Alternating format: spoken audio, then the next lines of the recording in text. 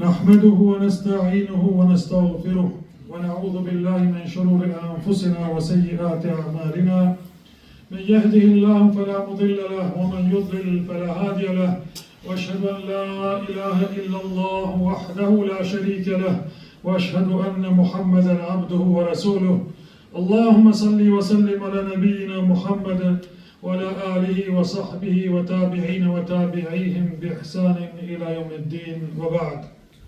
Falënderim takon Allahut subhanahu wa taala, të vetmit të pashoq, prej tij ndihmë kërkojmë dhe vetëm prej Allahut falje për gabimet tona kërkojmë. Atë që udhëzon Allahu, askush nuk ka mundësi të devijojë, dhe atë që lën Allahu në devijim në humbje, askush nuk ka mundësi të udhëzojë pas tij.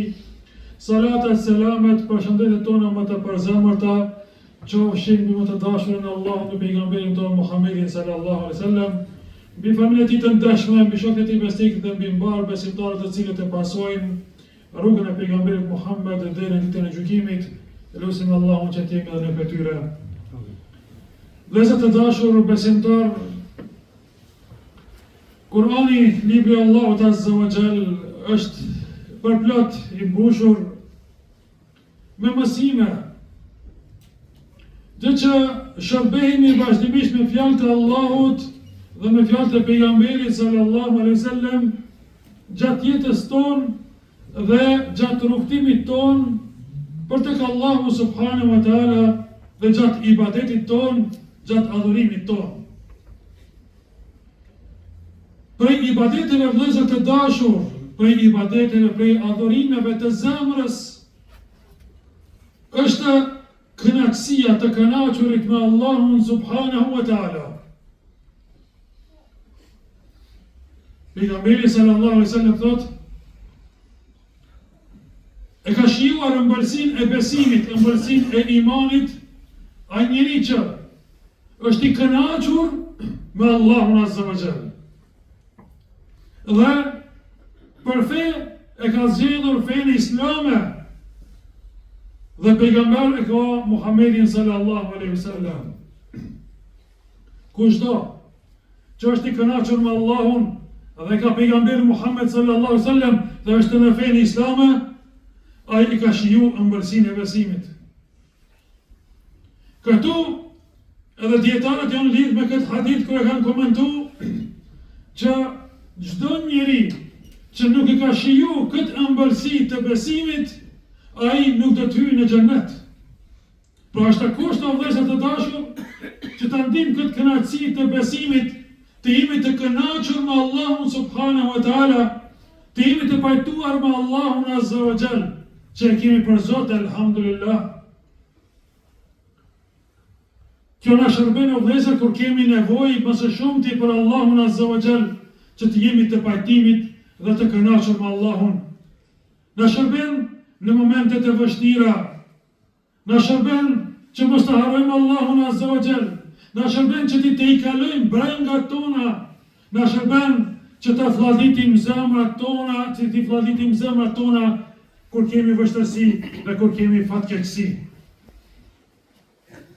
Vëllezër të dashur, na ka treguar Allahu azza wa jall në Kur'an, dhe të blevun fi amwalikum wa anfusikum.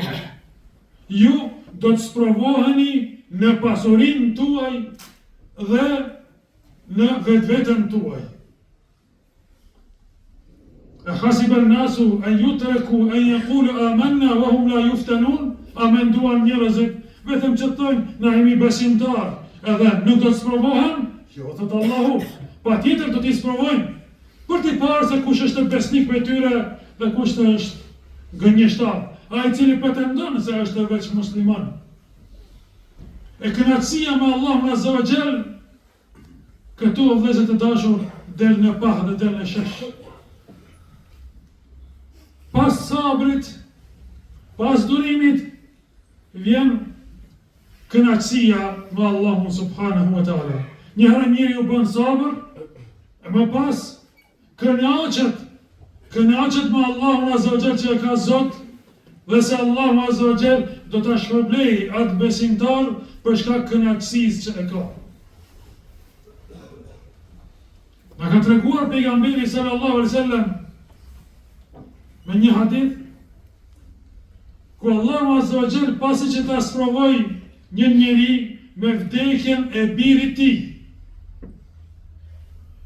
i dërgon melekët dhe i thotë Allahu, çka veproi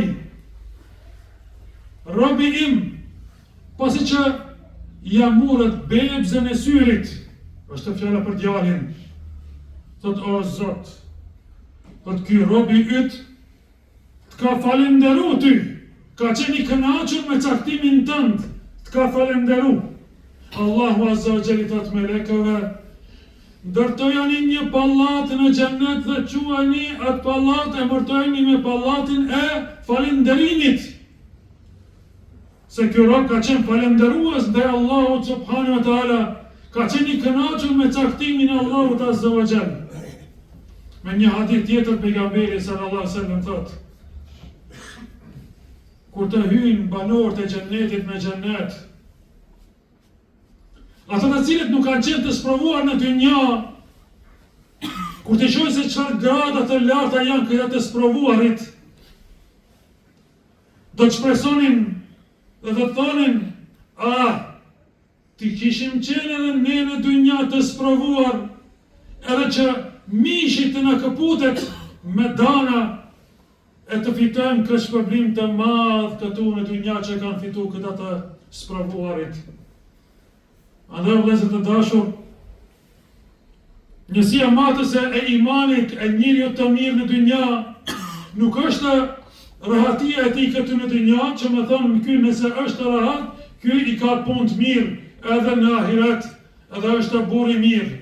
Kurse dikush nëse është i sprovuar, ai më thënë që ja pra Allah e ka sprovu, se Allah po e dënon këtë.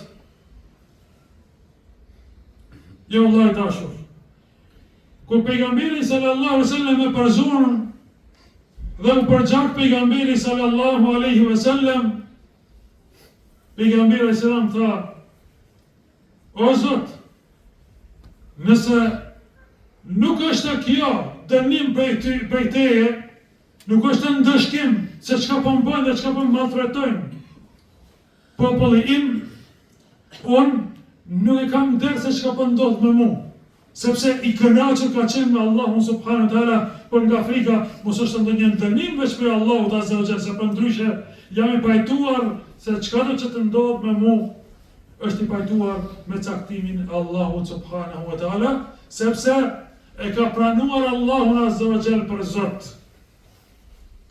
Këtu është çështja e vëllezër të dashur, që me një mend të jemi vigjilent se çka do me thonë mu pajtu dhe me qeni kënaqur me Allahun subhanahu wa taala për Zot. Dhe me qenë në fen islame dhe me pas për pejgamber Muhammedin sallallahu alaihi wasallam. Do t'jesh prej robëve që e kanë shijuar besimin, e kanë shijuar ëmbëlsinë e imanit. Përderisa e ke shiju ëmbëlsinë e imanit, është një tregues se punë të mirë i ki me Allahun subhanahu wa taala. Nëse vazhdon kështu, ka shpresë që do t'jesh prej banorëve të xhenetit, Allahu na bëf gjithëve prej tyre, ja Rabbi. Vëllezër të dashur besimtar, çdo njeri do të sprovohet në dynja, për lumë për ata të cilët janë besimtar dhe janë të pajtuar dhe të kënaqur me Allahun subhanahu wa taala. Elusim Allahun azza wa jalla na uzon në rrugën e drejtë dhe të na falë mëkatet. Aqulu qawli hadha wa astaghfiru li wa lakum.